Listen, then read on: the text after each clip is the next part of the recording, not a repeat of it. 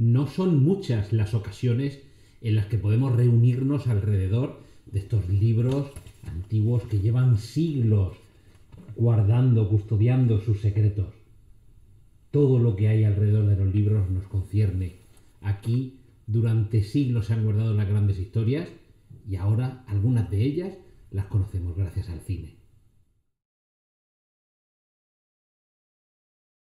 Saludos, bienvenidos a una nueva entrega de esta guía de cine en el canal de YouTube de la Biblioteca Regional de Murcia.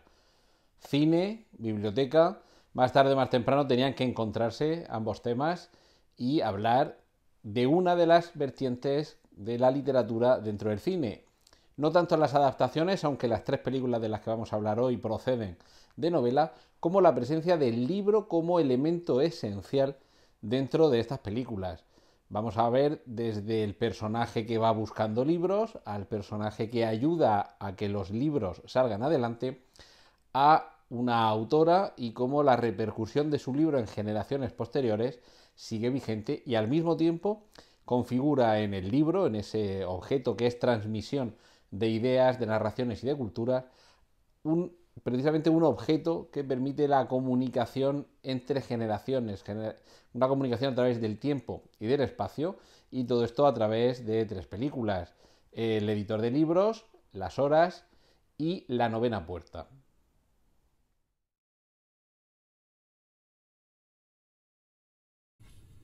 Reunir en un volumen el conocimiento necesario, el arte y la historia no está al alcance de todo el mundo. Por eso es esencial el trabajo de un editor de libros. Por eso tiene que haber un intermediario entre el conocimiento, los lectores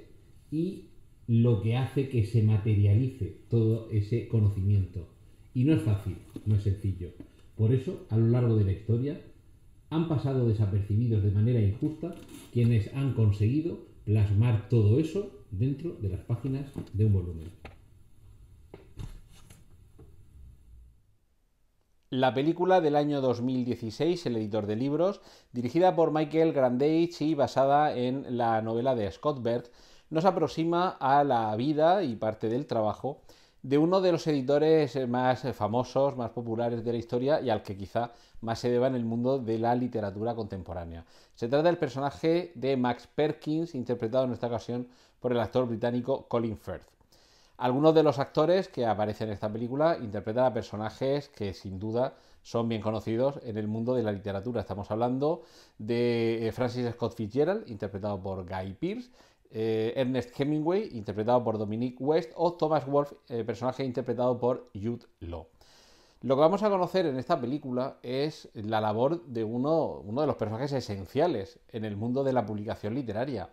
el editor, pero quizá en una forma de desarrollar esta profesión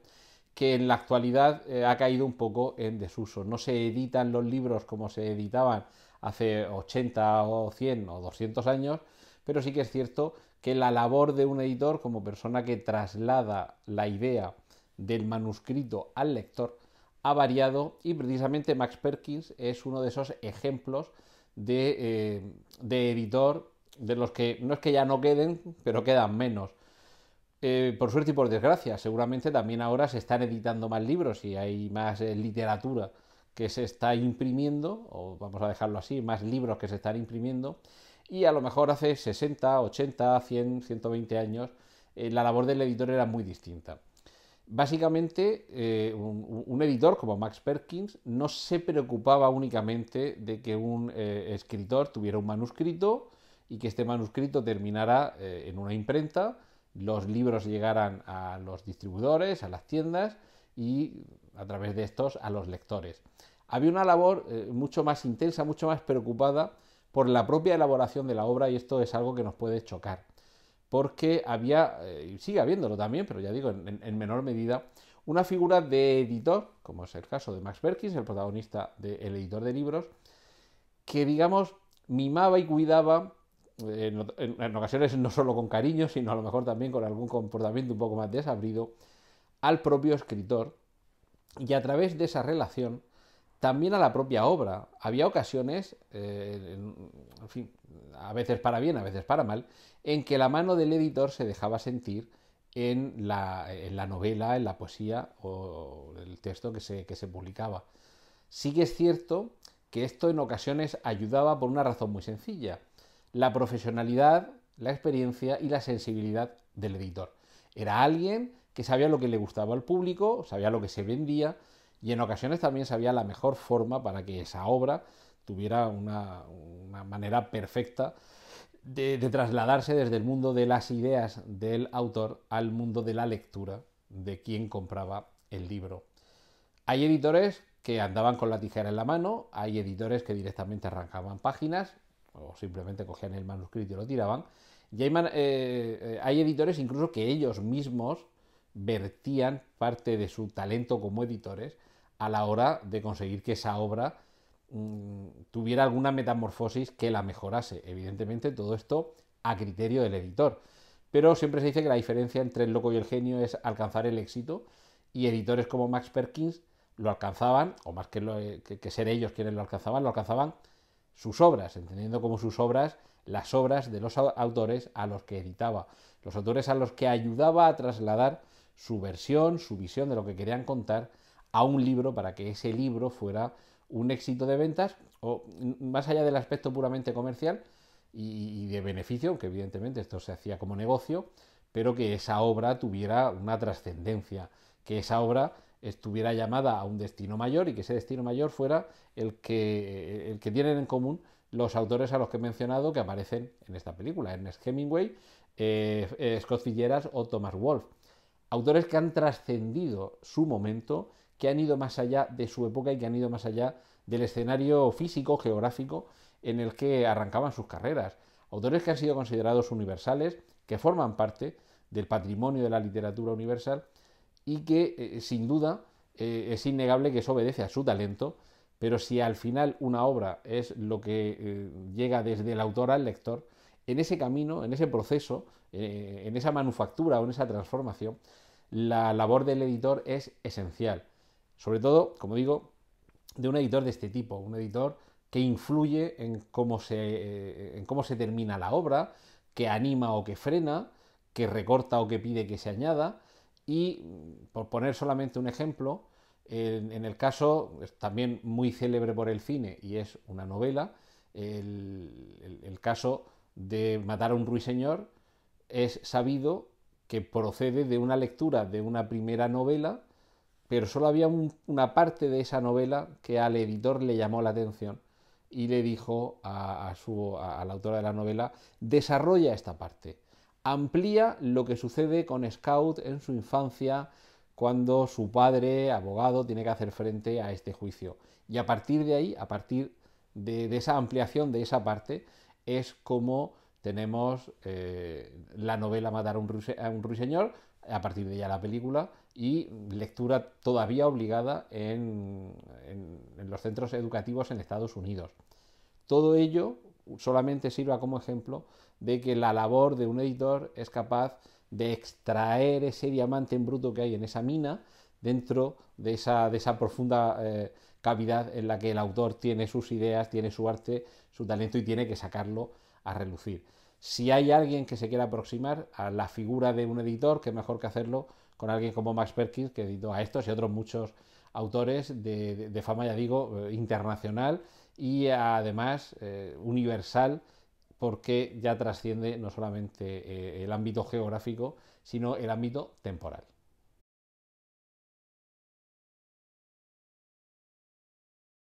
¿Por qué algunos libros se persiguen a lo largo de la historia? ¿Por qué hay quien daría su vida por poder pasar sus ojos por las páginas de algunos de estos compendios de sabiduría? ¿Qué se oculta detrás de la carrera que emprenden algunos con tal de conseguir el conocimiento que hay dentro de estas páginas? Hay quien, como Lucas Corso, sabe esos secretos y por eso es uno de los cazadores de libros más buscados.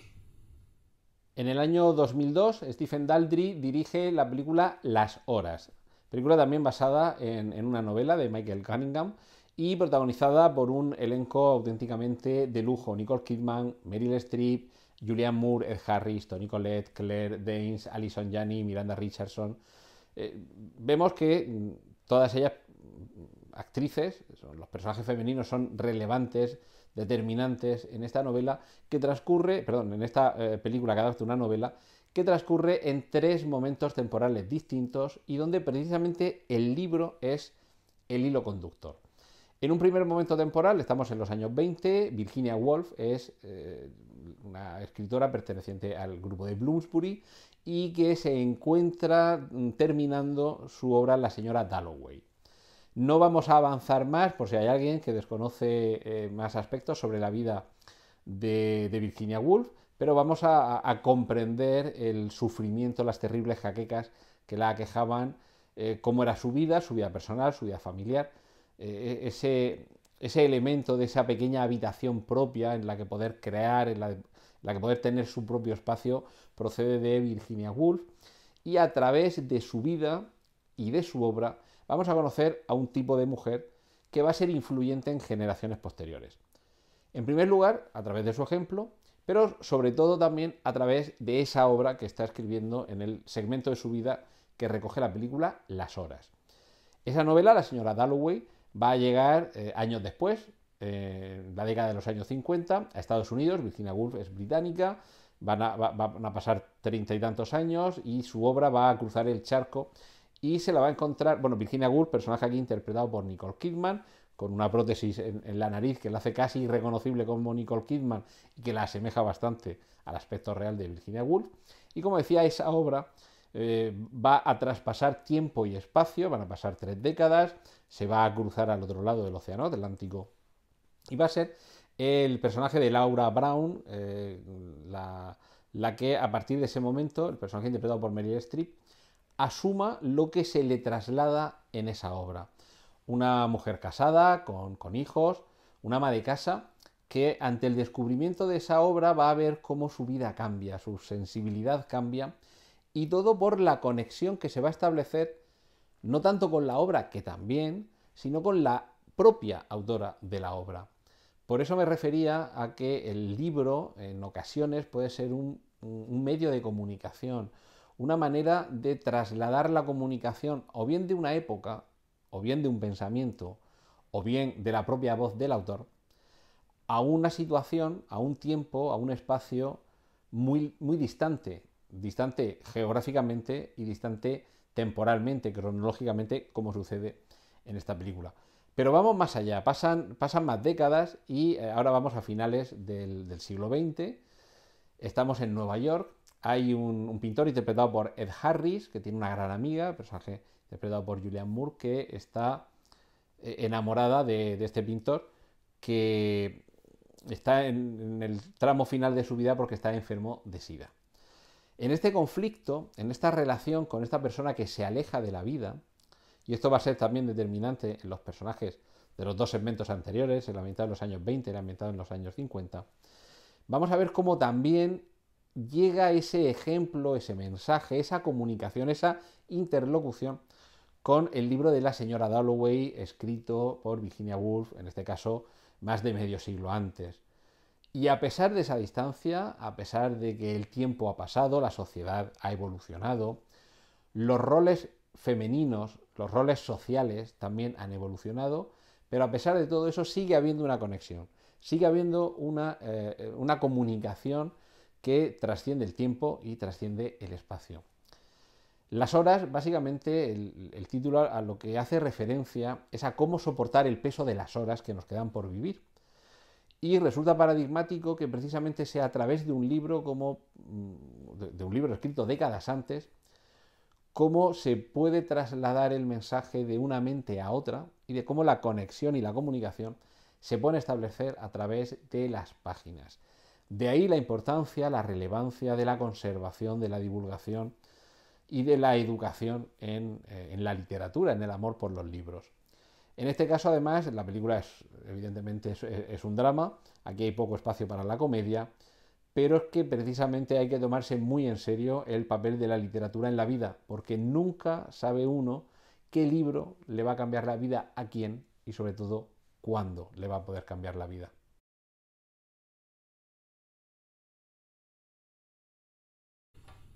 Un libro es un vehículo de comunicación. El contenido, lo que hay dentro de sus páginas, trasciende el tiempo, trasciende la historia y puede permitir que se comunique personas que no comparten espacio temporal, que no comparten espacio geográfico y que incluso han fallecido años, décadas, siglos antes de que alguien abra las páginas y sea capaz de comunicarse con quien plasmó sus sentimientos dentro de un libro. Eso es lo que nos cuenta, entre otras cosas, Las Horas. En el año 1999, Roman Polanski dirige La Novena Puerta, una película que adapta una novela de Arturo Pérez Reverte, y una novela que pierde parte de lo que nos cuenta, parte de su ambientación en otra época anterior, para circunscribirse a la persecución actual, en la época contemporánea al estreno de la película, a finales de los años 90, la búsqueda de un libro que está anclado en el pasado, pero un libro que tiene todas las claves del presente y quizá para el futuro. En esta película, interpretada por Johnny Depp, a quien acompañan en el reparto Fran Langella, Lena Olin y Emmanuel Seigner, actriz que es también esposa del director, de Roman Polanski, vamos a descubrir a Dean Corso. Dean Corso en la película, Lucas Corso en la novela, pero en esencia el amigo Corso lo que tiene ante sí es la labor de encontrar libros. No es ya una rata de biblioteca, sino es una rata de librerías de viejo y de colecciones particulares. Estamos hablando de ediciones únicas, ediciones singulares, incunables, libros que arrastran alguna maldición o cuanto menos alguna leyenda, y libros que no es nada fácil hacerse con ellos. Sobre todo cuando, como sucede en este libro, se supone que es un libro que ha estado escrito, al menos en parte, por el mismísimo diablo. Aquí tenemos un trasfondo que tiene que ver con tramas conspiranoicas, con cultos satánicos, con la influencia de lo diabólico y lo maléfico en nuestras vidas, y de cómo algunos buscan esa conexión para tratar de adquirir unos poderes que no le corresponderían y que solo les llegarán gracias a esas fuerzas sobrenaturales. En este caso, si hasta ahora hemos estado hablando de la importancia de editar libros y de cómo un libro puede ser un vehículo, un medio de comunicación entre generaciones, en este caso lo que tenemos es el libro como vehículo de comunicación con el maligno, nada menos. Y bueno, ya dejando aparte de si se cree o no se cree en estas cosas, o si se cree o no se cree en las tesis que aparecen en la película, lo importante, lo determinante es que hay quien cree en ello y su comportamiento estará determinado por esta creencia. Es decir, habrá quien encargue a Dean Corso que persiga, que busque un libro, que haga lo que sea necesario para conseguir esa y las distintas copias que haya del libro, hasta determinar cuál es la auténtica o hasta determinar si el libro funciona o no funciona para esos otros fines que se pretenden de él, más allá de lo habitual en un libro, que sería engrandecer el propio intelecto, asumir conocimiento, alcanzar cultura o simplemente tener un rato de entretenimiento y solaz. En este caso, como digo, vemos cómo, y esto evidentemente no es algo nuevo en la historia, y de hecho está en la raíz de la palabra, que da nombre a la Biblia, el libro. Es decir, que un libro puede generar un culto, un libro puede sostener una fe, varios libros pueden sostener diversas creencias, y el problema es hasta dónde se llega con el extremo de esa creencia. En este caso, en la película La Novena Puerta, lo que tenemos es la persecución de un fin que lo que alcanza es obtener un poder en la tierra que solo el maligno podría otorgar, por la firme creencia de que el contenido que hay en ese libro será capaz de conseguirnos ese poder. Esto conecta con, evidentemente, los grimorios medievales, los libros con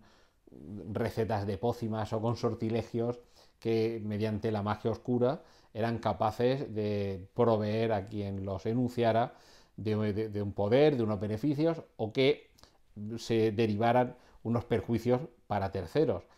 Eso que parece superado por la ciencia, en este caso vemos que todavía en la ficción hay quien sigue creyendo en ello, y eso es lo que determina precisamente la fuerza que tiene el poder de ese libro, es decir, la fuerza que le otorga quien cree en el mensaje de ese libro. Y esto lo podemos trasladar al poder que le podemos atribuir a cualquier libro en cuyo conocimiento vertido en sus páginas se considere que es capaz de transformar el mundo, una persona, la sociedad, la economía, y al final en ocasiones puede estar equivocado, en muchas de ellas de hecho suele estar equivocado, porque no todo el saber está siempre en los libros, pero por lo menos en la trama de esta película, como en ocasiones en el mundo real, sí que vemos que hay un afán por trasladar lo que hay en las páginas de un libro al mundo real, pensando que el poder transformador de esas palabras es capaz de obrar milagros, en este caso milagros malignos, en el caso de la novena puerta. Pero en cualquier caso nos queda la sensación de que sí hay todavía quien le confiere poder a un libro y que es capaz de mover Roma con Santiago, como se dice, con tal de conseguir ese libro y de conseguir el poder que, en su opinión o en su creencia, se transfiere con ese libro. En cualquier caso, la novena puerta nos puede servir para disfrutar de una historia en la que descubriremos algunos de los entresijos en cuanto a las ediciones de los libros y también en cuanto a su restauración, recuperación, y aunque no deja de ser una película basada en una novela, no hay que tomarla como la realidad, pero sí que nos da algunas pinceladas sobre el negocio fantástico